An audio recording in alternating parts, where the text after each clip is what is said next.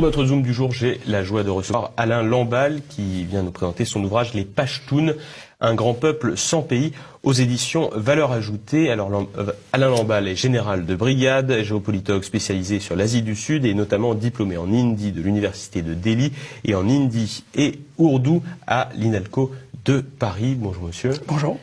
Alors pourquoi un livre sur les Pachtuns et qui sont les Pachtuns ? Alors un livre sur les Pachtuns parce que c'est une communauté qui n'est pas connue dans l'Occident et qui n'est pas connue en France en particulier. Et un livre sur les Pachtuns aussi parce que les Pachtuns font l'actualité et à mon avis continueront de la faire pour les raisons que l'on connaît, le terrorisme, mais pas seulement pour ça. C'est un grand peuple qui n'a pas de pays, comme je l'ai dit dans le titre de cet ouvrage. Qui a sa propre langue, le pachto ? Alors il parle effectivement une langue qu'on appelle le pachto, qui est une langue indo-européenne. Les Pachtuns sont en fait des indo-européens qui sont venus il y a extrêmement longtemps dans la région où ils se trouvent actuellement, c'est-à-dire en Afghanistan et au Pakistan. Ce ne sont pas des autochtones, et ces gens-là sont donc des Indo-européens. Alors dans l'actualité, on parle beaucoup des Kurdes, du fait de l'État islamique et des problèmes territoriaux, notamment en Turquie.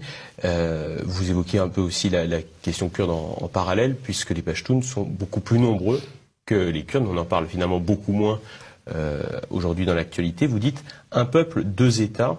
Donc il y a un peuple et deux États, le Pakistan, l'Afghanistan, et votre titre dit un grand peuple sans pays. Mais pourtant ils ont quand même un pays, voire un pays et demi. Vous avez raison, les Pachtuns se trouvent effectivement dans deux pays, l'Afghanistan et le Pakistan, plus précisément dans le sud et l'est de l'Afghanistan et dans l'ouest du Pakistan. Et malgré tout, ils n'ont pas de pays à eux-mêmes, ils n'ont pas un pays qui leur soit propre. Ils sont divisés par ce qu'on appelle la ligne du Rang, qui a été créée par les Britanniques à l'époque coloniale, en 1893. Et c'est une frontière qui n'est pas reconnue par l'Afghanistan, frontière extrêmement artificielle, qui coupe des tribus en deux, des villages même en deux. Et alors cette ligne du Rang, cette frontière de la fin du 19e, elle a été aussi, elle est le fruit aussi d'opposition entre les forces de l'Empire britannique et de la Russie. Quels étaient les intérêts de ces deux grandes nations, de ces empires, par rapport à ces peuples pachtuns et par rapport à cette région? Alors effectivement, l'Afghanistan constituait un enjeu aussi bien pour les Russes qui poussaient vers le sud à partir de l'Asie centrale qu'ils avaient conquis, et les Britanniques poussaient vers le nord à partir de l'Inde qu'ils avaient également conquis. Et il fallait pour les Britanniques un État tampon. Les Britanniques se sont rendus compte assez vite, après plusieurs guerres à vrai dire, mais ils se sont rendus compte qu'il était impossible d'administrer l'Afghanistan, car un pays trop difficile à cause des tribus, à cause des mosaïques de peuples. Ils ont estimé qu'il valait mieux faire un État tampon entre les deux empires. Car ils craignaient également, les Britanniques, que les Russes arrivent jusqu'en Inde. L'idée de créer un État tampon, l'idée de créer en particulier cette frontière donc constituée par la ligne du Rang.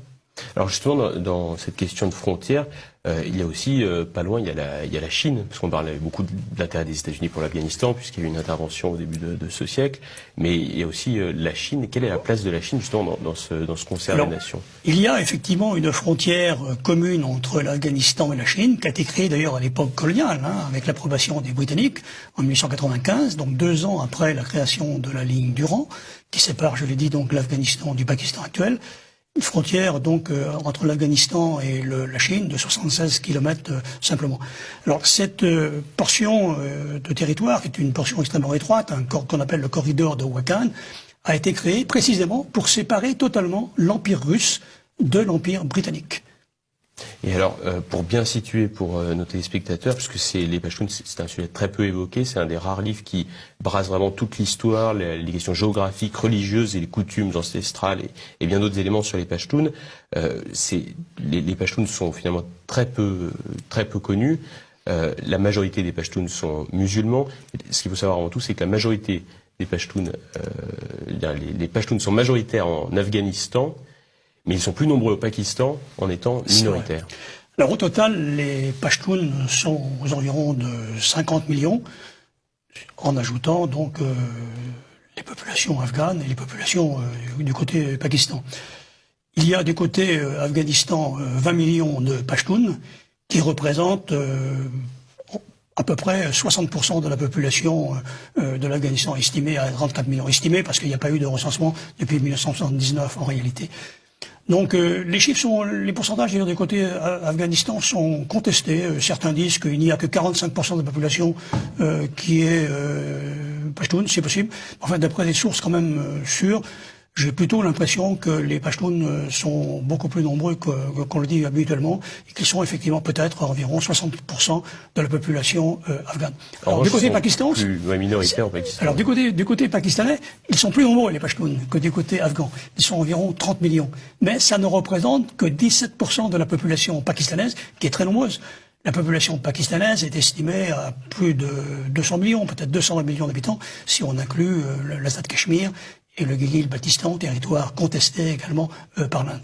Ce sont des chiffres qu'on peut estimer valables à partir du recensement qui a été fait l'an dernier, 2017, donc au Pakistan, dont on ne connaît pas encore en fait les résultats définitifs.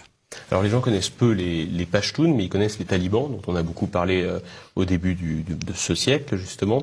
Alors vous écrivez dans votre livre, la majorité des talibans sont des Pashtuns, mais tous les Pashtuns ne sont pas des talibans. Alors quel est le rapport justement des Pashtuns d'Afghanistan et du Pakistan à la religion? Alors les Pashtuns, que ce soit du côté afghan comme du côté pakistanais, sont très religieux. Ça ne veut pas dire, comme je le dis dans le livre, comme vous l'avez repris, ça ne veut pas dire, bien sûr, que tous les Pashtuns sont des talibans. Ce n'est pas le cas. Ils pratiquent un islam relativement modéré dans une certaine manière. La grosse majorité d'entre eux le font. Mais ils sont quand même extrêmement pris par le phénomène religieux. L'athéisme, pour eux, est absolument impensable, quoi. Ce sont des gens profondément religieux, du côté afghan comme du côté pakistanais. D'ailleurs, on peut le dire globalement de toute la population afghane et de toute la population pakistanaise aussi, pas seulement les Pashtuns. Justement, sur les Pashtuns du Pakistan, vous dites qu'ils ont un attachement fort à l'islam et que la cause de l'islam, leur religion, est supérieure à leur pashtunité, c'est-à-dire que la religion est le critère d'identité supérieur au critère, disons, national ou ethnique. Oui, pour le moment, c'est effectivement le cas. Je le dis dans mon livre. Je crois que ce qui prime pour les Pashtuns, et en particulier pour les talibans, mais pas seulement pour les talibans, c'est le phénomène religieux. Beaucoup, talibans ou pas, souhaitent que la charia soit imposée au Pakistan comme en Afghanistan. Mais ça n'aboutit pas nécessairement à un sectarisme, effectivement, quoi. Alors les Pashtuns sont au pouvoir en Afghanistan. En revanche, est-ce qu'au Pakistan, ils pourraient prendre de plus en plus de place, puisque vous expliquez notamment que leur démographie est très importante, puisque les femmes Pashtuns ont en moyenne 5 enfants, et que les prévisions démographiques pour les années à venir font état d'une augmentation vraiment importante de cette population. Oui, la natalité est sans doute plus élevée dans les communautés Pashtuns, que ce soit en Afghanistan qu'au Pakistan, que dans les autres communautés. Et ça pose un réel problème, effectivement, pour l'avenir de ces deux pays. Il y a un problème éducationnel. L'éducation est peu développée à cause de la guerre, en particulier à cause des insurrections qui se sont succédées depuis, à vrai dire, l'arrivée des soviétiques à la fin des années 70. C'est continué avec le Moudjahidine, continué avec les talibans. Le problème scolaire est absolument difficile à régler. Beaucoup d'écoles ne fonctionnent pas. Il n'y a pas de professeurs, ou alors ils sont mal payés, ils n'ont pas de locaux suffisants. C'est assez catastrophique pour l'avenir de ces populations. Et du coup, il y a aussi des problèmes économiques, donc ce qui rejoint ce que vous venez de dire, et qui causent des mouvements migratoires. Depuis quand et vers où sont dirigés ces mouvements migratoires? Alors, ces mouvements migratoires sont dus à l'insécurité régnante, essentiellement en Afghanistan, depuis l'arrivée des soviétiques, dont je parlais tout à l'heure. Et il y a eu une émigration encore plus importante après, lorsqu'il y a eu l'arrivée des Moudjahidines et des talibans. Beaucoup d'Afghans se sont réfugiés dans le pays voisin, le Pakistan. C'était d'autant plus facile pour eux que les régions frontalières de l'Afghanistan étaient aussi peuplées de Pashtuns. Donc c'était des gens qui parlaient la même langue, qui avaient la même religion, qui avaient la même idéologie, qui pratiquaient le même code Pakhtunwali, qui est un code de fonctionnement de la société, qui existait bien avant l'arrivée d'ailleurs des musulmans dans cette région, qui a été un petit peu influencé par l'islam. Donc ces gens-là sont arrivés parce qu'ils étaient chassés par l'insécurité dans leur propre pays en Afghanistan. Et il y a eu également des migrations internes côté pakistanais, comme il y avait des troubles côté pakistanais également dans les zones Pashtuns. Beaucoup de Pashtuns sont partis dans d'autres provinces pakistanaises, et en particulier à Karachi. Et Karachi, en réalité, est la ville Pashtun la plus importante du monde. Il y a davantage de Pashtuns vivant à Karachi qu'à Peshawar, la capitale de la province Pashtun, Khyber Pakhtunkhwa, et beaucoup plus de Pashtuns aussi qu'à Kaboul. Alors, est-ce qu'il y a une différence majeure entre les Pashtuns d'Afghanistan et du Pakistan? Est-ce que ce sont des communautés qui ont des liens, qui communiquent? Est-ce qu'il y a des rivalités internes au sein même des communautés Pashtuns? Alors, il y a beaucoup de liens entre ces communautés. La ligne du rang est en fait extrêmement poreuse. Enfin, elle l'a été jusqu'à récemment, elle l'est moins maintenant, parce que les Pakistanais cherchent à contrôler les mouvements, justement, de part et d'autre. Ils envisagent même de faire une clôture. Ils sont en train de la faire, en réalité. Et les Afghans, évidemment, ne sont pas du tout d'accord, parce que les Afghans considèrent que ce n'est pas une frontière. Les Afghans souhaiteraient récupérer ce qui leur a été pris à l'époque des Britanniques. Oui, il y a énormément de contacts de part et d'autre. Il y a des mariages qui se font de part et d'autre, des Pakistanais Pashtuns qui épousent des femmes Pashtuns afghanes.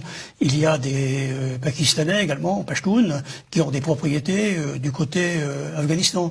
Il y a parfois des jirgas, c'est-à-dire des assemblées de notables qui se réunissent avec des gens venant d'Afghanistan et des gens venant du Pakistan. Donc il y a vraiment des liens, quoi. Et la frontière, comme je le disais, était extrêmement poreuse jusqu'à la mainmise de l'armée pakistanaise, qui ne peut pas de toute façon contrôler l'ensemble de la ligne du rang, qui fait quand même 2400 km, dont 800 km dans les zones tribales proprement dites. Est-ce que les Pashtuns du Pakistan sont pas mieux lotis que ceux de l'Afghanistan, qui est un pays peut-être encore plus instable, qui connaît un trafic du pavot massif et qui a une puissance beaucoup moins affirmée, puisque le Pakistan, par exemple, détient l'arme nucléaire, ce qui n'est pas le cas de l'Afghanistan? Oui, incontestablement, comme je le disais, le centre de gravité au point de vue numérique, Pashtun, se trouve maintenant du côté pakistanais. Et au point de vue développement également, l'avantage est du côté Pakistan, incontestablement. Le niveau de vie des Pakistanais, le niveau de vie des Pashtuns pakistanais est nettement supérieur à celui des Afghans, à celui des Pashtuns afghans en particulier. Très grosse différence, incontestablement. Et c'est pour ça que, en définitive, les Afghans n'ont envie de partir, parce qu'ils estiment avoir une vie meilleure possible du côté pakistanais. Ils sont chassés d'une part par la sécurité, ils sont également attirés du côté pakistanais parce qu'ils espèrent un niveau de vie meilleur, ce qui n'est pas toujours le cas d'ailleurs, parce qu'ils sont parfois rejetés, y compris par leurs collègues, si je puis dire, Pashtuns, parce qu'il y a une concurrence sur le marché du travail. Comme ils arrivent là en tant qu'émigrés, ils se contentent parfois de salaires de misère, et ça fait évidemment concurrence avec les locaux, quoi. Est-ce que c'est possible d'envisager pour les années à venir, les décennies même à venir, l'émergence d'un nationalisme pashtun indépendant de ces deux États? Alors il y a effectivement la possibilité d'un retour du nationalisme pashtun qui a existé au moment en particulier de la création du Pakistan. Au moment de la création du Pakistan, de la division de l'Inde britannique, il y avait des Pashtuns qui étaient partisans de l'indépendance des provinces Pashtuns, ou d'un rattachement d'ailleurs à l'Afghanistan, voire d'un rattachement à l'Inde. Ce nationalisme, pour le moment, n'est pas virulent, cela a été dit. Les Pashtuns privilégient la religion plutôt à l'ethnicité. Mais malgré tout, il y a un mouvement qui est en train de se créer actuellement, qu'on appelle le mouvement de la protection des Pashtuns, avec des jeunes. Et ça, c'est extrêmement important. Et ce mouvement revendique non pas un nationalisme pashtun, mais revendique une part plus importante pour les Pashtuns au sein de la société pakistanaise. Donc c'est un phénomène à suivre. Le nationalisme pashtun n'est pas virulent, il est beaucoup moins virulent que le nationalisme baloutche, mais il peut renaître, en particulier avec ces jeunes qui organisent des rallyes dans différentes villes pakistanaises, pas seulement dans la province pashtun du Khyber Pakhtunkhwa. Alors à la fin de l'ouvrage, on ne va pas tout dévoiler bien sûr, mais il y a un passage qui peut paraître tout particulièrement intéressant, c'est que vous donnez une espèce de pronostic, 5 possibilités pour le futur de cette région. Est-ce que vous pouvez les énumérer Il y a effectivement plusieurs possibilités qui peuvent se produire, plusieurs scénarios qui peuvent arriver. D'abord, c'est la création d'un grand Pashtunistan, qui réunirait donc les régions Pashtun afghanes et les régions Pashtun pakistanaises. Et ce grand Pashtunistan pourrait à la limite déboucher sur la mer d'Arabie. C'est-à-dire que ce grand Pashtunistan aurait un regard sur le monde. C'est le premier scénario. Il est assez peu vraisemblable dans l'état actuel des choses, parce que le Pakistan ne l'acceptera jamais. L'armée pakistanaise est extrêmement solide, n'acceptera jamais une scission de la province Pashtun, du Khyber Pakhtunkhwa, et n'acceptera jamais la création d'un Pashtunistan de grande dimension indépendant. Ça, c'est le premier scénario. Le deuxième scénario, ça serait un grand Afghanistan. C'est-à-dire l'Afghanistan récupérerait les territoires perdus, mais c'est impensable, puisque l'Afghanistan connaît des troubles majeurs, l'armée afghane connaît des désertions, l'armée pakistanaise, au contraire, est extrêmement puissante, donc c'est absolument impossible, ce scénario, mais enfin on peut quand même l'envisager. L'autre scénario, c'est au contraire un grand Pakistan, c'est-à-dire le Pakistan récupérerait les régions pashtunes afghanes. C'est plus vraisemblable, mais ça ne veut pas dire que ça se fera. C'est plus vraisemblable parce que l'armée pakistanaise, qui est extrêmement puissante dans son pays, aurait tout intérêt à récupérer un territoire supplémentaire qui lui donnerait davantage de profondeur stratégique face à l'Inde. Car finalement, le Pakistan est extrêmement étroit. Il est étalé du nord au sud et de l'ouest à l'est. Les distances sont relativement faibles entre l'Afghanistan et l'Inde. C'est une possibilité que les talibans pourraient accepter à la limite, à condition d'avoir en échange la possibilité d'installer la charia, au moins dans les régions pashtunes réunifiées. C'est possible. Enfin, c'est quand même pas le scénario le plus vraisemblable. Autre scénario possible, c'est une sécession des régions pashtunes afghanes. Ça peut se faire, cette sécession, soit par la volonté expresse des Pashtuns, soit parce que les Ouzbeks, les Tadjiks, qui habitent le nord de l'Afghanistan, font sécession pour créer eux-mêmes leur État indépendant ou se rattacher au Tadjikistan de l'ex-Union soviétique ou à l'Ouzbékistan. C'est une possibilité, mais assez peu vraisemblable aussi, me semble-t-il. Et puis la dernière possibilité, évidemment, c'est que le statu quo demeure. Et je crois que c'est ce qui se produira, au moins dans un court terme, moyen terme raisonnable, quoi. Donc, on devrait rester là-dessus. Je crois qu'on se restera sur une certaine frontière extrêmement artificielle, qui ne satisfait pas les Pashtuns, qui ne satisfait pas les Afghans, mais les Pakistanais s'en contentent. Merci beaucoup Alain Lamballe. Je répète, alors c'est les Pashtuns, un grand peuple sans pays, à la collection dans les éditions Valeurs Ajoutées.